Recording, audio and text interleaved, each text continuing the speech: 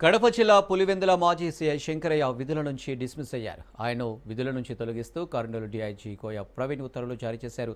ప్రస్తుతం వీఆర్లో ఉన్న శంకరయ్యను క్రమశిక్షణ చర్యలో భాగంగా డీఐజీ ఆదేశాల మేరకు తొలగిస్తున్నట్లు కర్నూలు ఎస్పీ విక్రాంత్ పాటిల్ పేర్కొన్నారు. ఈ ఉత్తర్వులు తక్షణమే అమల్లోకి వస్తాయని స్పష్టం చేశారు.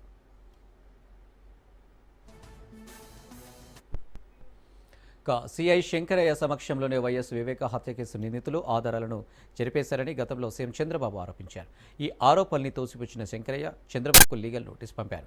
తన పరువుకు భంగం కలిగించారని, అసెంబ్లీ వేదికగా తనకు క్షమాపణ చెప్పాలని, 1.45 కోట్లు పరిహారం చెల్లించాలని అందులో డిమాండ్ చేశారు.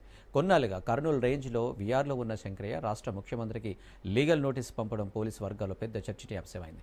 ఈ క్రమంలోనే ఆయనపై క్రమశిక్షణ చర్యలు తీసుకున్నారు.